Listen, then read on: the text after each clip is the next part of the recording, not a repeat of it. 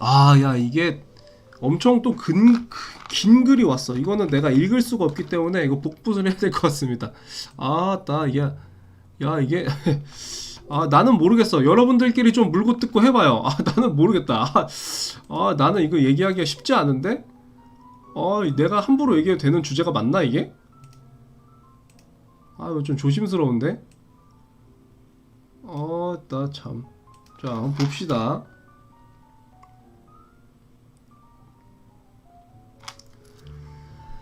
자, 여기 사람이 오늘 좀 있으니까.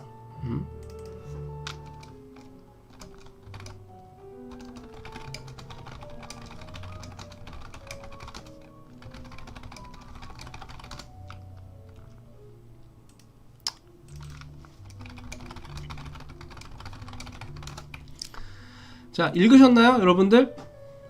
다 읽으셨어요? 제가 다시 한번 읽어드릴게요. 왜 한국은 중국과 일본에 비해 글로벌적인 문화가 퍼지지 않는 건가? 그리고 한국의 게임들은 왜 리니지, 세븐나이츠, 그랑사가 등의 개성을 가지지 못한 게임들만 인기가 많은가? 이거 제가 쓴 글이 아닙니다. 여러분들 오해가 있으시면 안 돼요. 제가 쓴 글이 아니에요. 저는 리니지와 세븐나이츠와 그랑사가 개성을 가지지 못한 게임이라고 생각하지 않습니다. 절대로. 내가 한 게 아니야. 나 복붙한 거야 이거. 알죠? 나 타이핑 안 쳤어. 그래서 그리고 플러스로 트렌드와 아류의 종이 한 장 차이란 무엇일까라는 얘기가 좀 있습니다. 이거를 얘기를 꺼내려면 내가 화두를 좀 던져야 여러분들끼리 물고 뜯고 하겠지? 그치? 내가 약간 내가 스타트를 끊으라는 거겠죠? 나 스타트를 내가 끊을게. 어쩔 수 없지 뭐. 스타트 끊으라고 한 것 같으니까 내가 스타트를 끊어볼게요. 일단 내 스타트를 끊어볼게. 왜 한국은 중국과 일본에 비해 글로벌적인 문화가 퍼지지 않는 건가? 라는 거는 저는 이거 개인적인 생각이에요. 여러분들도 얘기를 해봐요. 나는 내 개인적인 생각을 얘기를 할 테니까. 왜 글로벌적인 문화가 퍼지지 않는가 하면은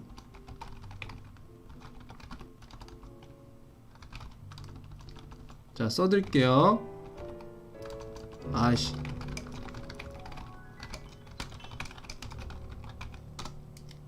라고 생각합니다.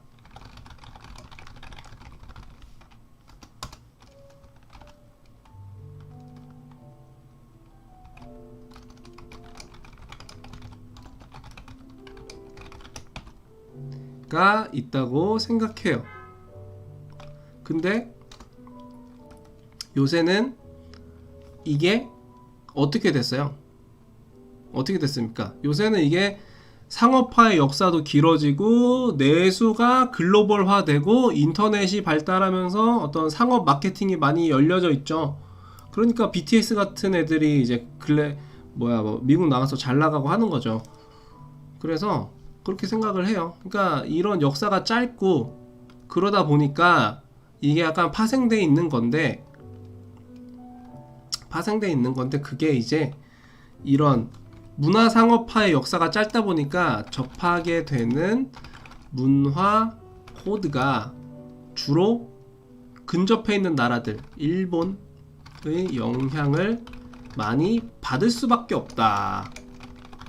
그러니까 얘네들 거 문화상업화의 역사가 긴 옆 동네 애들의 문화를 보고 자랐기 때문에 당연히 그냥 영향을 받을 수밖에 없다. 그래서 이런 것들은 제가 봤을 때 이 두 가지가 결합이 돼야 되는 거라고 봐요. 이건 제 생각이에요. 개인적으로. 뭐냐면은 결국은 이런 것들을 보고 자란 사람이 많기 때문에 이런 것들을 만들어서 팔면, 그쵸? 상품화해서 셀링을 했을 때, 상품화 판매라고 하자. 상품화해서 판매를 했을 때 구매 시장이 커요. 크다. 그쵸? 그럼 당연히 저런 것들을 계속 만들겠지. 그죠? 그러니까 뭔가 특색 있는 우리만의 뭔가를 만드는 움직임도 있겠지만 그런 것들이 이런 것들에 비해서는 작기 때문에 드러나는 게 작은 거지. 근데 없진 않겠죠. 근데 언젠가 되겠지. 그게 언제냐고 물어보면 뭐 제가 모르겠죠. 뭐 BTS처럼 갑자기 메가히트를 치는 우리만의 상품이 생길 수도 있지. 그죠? 아기상어 뚜루뚜루뚜루처럼 생길 수도 있지. 그거는 모르는 건데, 제가 봤을 때 이런 상황에 대해서 판단을 한다고 저한테 물어보신다면 저는 이런 부분에 영향이 있다고 생각을 해요. 네, 제 생각이에요. 제 개인적인 생각입니다. 그리고요, 두 번째 보자. 한국의 게임들은 이거 저는 이렇게 생각하지 않습니다. 자, 리니지 개발자 여러분들, 우리 세븐나이츠 개발자 여러분들, 그랑사가 개발자 여러분들, 자, 다시 한번 말씀드리지만 저는 복붙을 했기 때문에 이 의견을 쓰지 않았습니다. 자, 그래서 이런 게임들이 왜, 그러니까 개성을 가지지 못한 게임들이 인기가 많냐라고 물어보신다면 이것도 제 개인적인 생각입니다. 써놓고 해야지, 불안하니까. 왜 그런 거 같냐면, 자, 이거는 뭐냐면 소비자의 소비 성향이 이렇기 때문에 그렇습니다. 제가 봤을 때 그래요. 제 생각입니다. 제 생각. 네. 그러니까 결국에 이거를 만들어내는 상황은 결국은 하나예요. 왜 선진국이 뭐 소비 인구 1억 뭐 이런 거를 하는 이유가 괜히 있는 게 아니야. 뭐냐면 소비 시장의 한계예요. 이것도 결국은 제가 봤을 때 뭐냐면, 우리가 다크소울 막 이런 거 어떻게 보면 사실 메이저에 있는 타 그런 거에 비하면 마이너잖아. 기지 마이너죠. 근데 걔네는 소비자가 많잖아. 막말로 일본 내부에서만 돌려도 소비가 되잖아. 특정 장르를 개발해서 팔아도 팔리잖아. 회사가 먹고 살 수 있잖아. 그치? 그러니까 걔네는 그런 거를 다양하게 만들어도 돼. 왜? 먹고 살 수가 있으니까. 이게 내수의 힘이긴 합니다. 사실 경제학적으로 봤을 때. 그러니까 다양한 상품이 만들어질 수 있는 여력이 있다라는 게 이런 데서 나온다고 저는 생각을 해요. 결국에 기업이라는 거는, 기업 가치라는 건 기본적으로 어떤 다양한 상품과 어떤 트렌드를 이끄는 어떤 트렌드 리더적인 것들, 뭔가를 제시할 수 있는 이런 것들이 있을 수 있겠지만, 첫 번째 기업 가치는 역시 뭐냐면 매출입니다 라고 저는 생각을 합니다. 그러니까 우리나라 게임 만드는데 솔직히 돈이 얼마나 많이 들어요. 사실 게임이라는 게. 그렇잖아.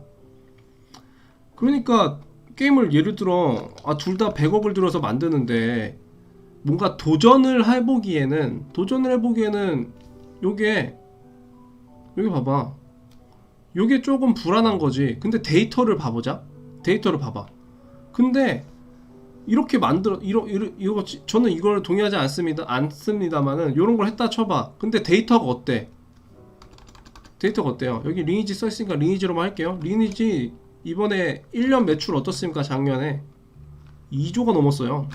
2조. 3분기인가? 2분기인가? 아무튼 2조예요. 2조. 영업이익이 얼마가 나왔는지 알아요? 영업이익이 2조인가? 아무튼 영업이익이 1조 얼마가 나왔어. 영업이익이 뭐예요 여러분들? 기타 비용 다 빼고 그냥 순수익.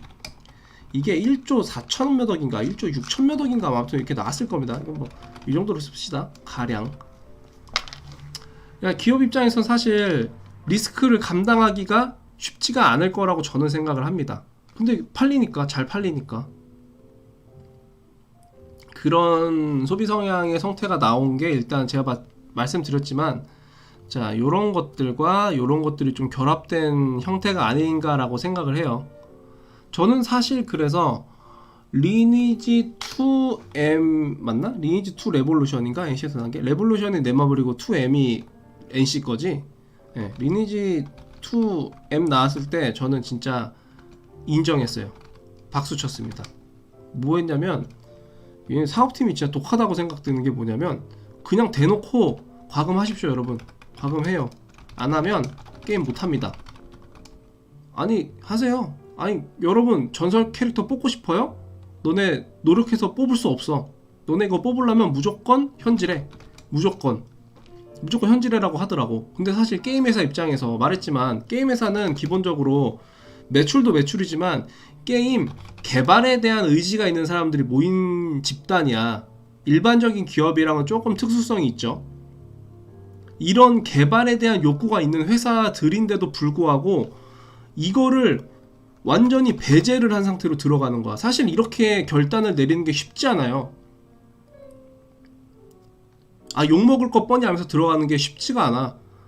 그럼 욕먹을 거 알고 들어간다는 건 망할 거라는 걸 전제하고 들어간다라는 건데, NC가 이렇게 과감하게 시도할 수 있었던 건 뭐냐면, 얘네는 이미 사실 뉴스상에서 얘네가 빅데이터 회사를 인수하긴 했죠. 그러니까 이 빅데이터를 통해서 봤을 때 우리가 이렇게 해도 먹힌다는 거야.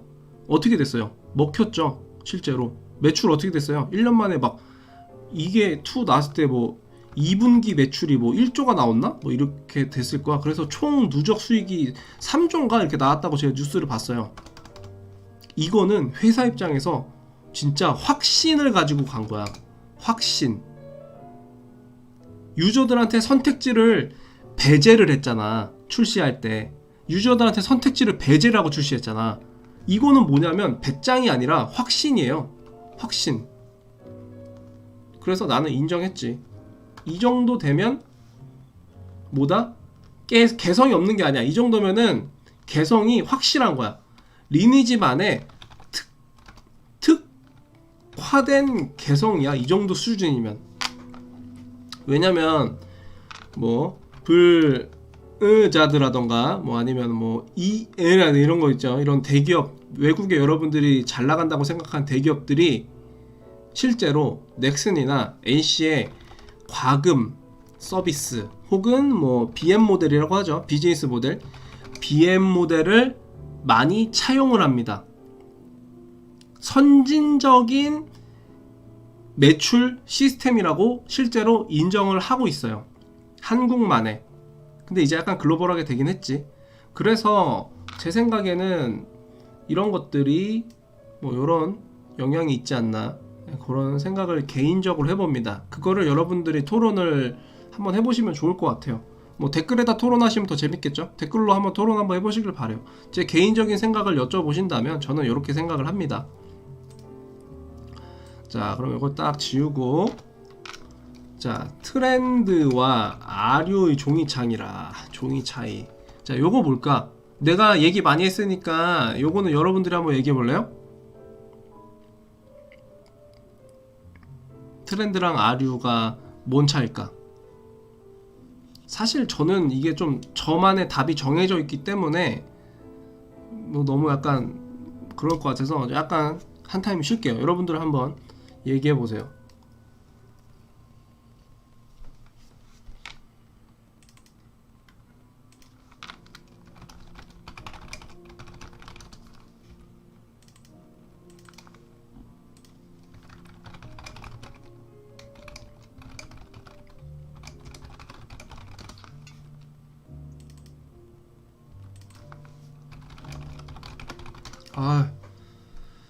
또 내가 없으니까 또 얘기를 못 하는구나. 우리 강냉이들. 우리 강냉이 친구들 또 말을 못해. 내가 없은 게 바로. 제가 생각하는 트렌드와 아류의 종이 차이는, 길을 만드는 사람이랑 만들어진 길을 잘 따라가는 사람 정도로 생각하면 되지 않을까? 심플하지 않습니까? 뭐 저는 아류가 나쁘다고는 생각 안 해요. 뭐 좋은 아류의 얘가 있잖아. 지금은 좀 그렇지만 대표적으로 좋은 아류의 얘가 있잖아요. 아주 좋은 아류의 얘죠. 얘네가 어떤 혁신을 제시한 적은 크게 없잖아. 얘네는 시장에 좋은 점을 아주 잘 이쁘게 조합을 시켜놨잖아. 그치? 이쁘게 잘 조합을 시켜서 아주 좋은 상품을 만들어서 내놓는 회사잖아, 대표적으로. 그죠?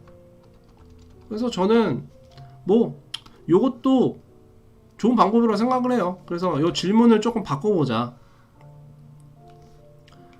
그래서 트렌드를 따라가는 것과 아류의 차이가 뭘까 뭐 이런 거라면 모를까. 그냥 요거 단어가 좀 격해서 그런데 뭐 제가 생각하는 트렌드와 아류의 종이 차이라고 하면은 뭐 이렇게 저는 일단은 뭐 얘기가 좀 길어질 것 같으니까 일목요연하게 제 생각을 여쭤보신다면 저는 뭐 길을 만드는 사람이랑 그 길을 잘 따라가는 사람 정도가 아닐까 싶어요.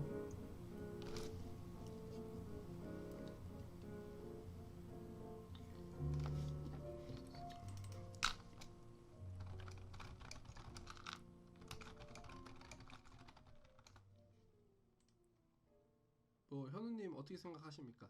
제 생각은 그렇습니다. 이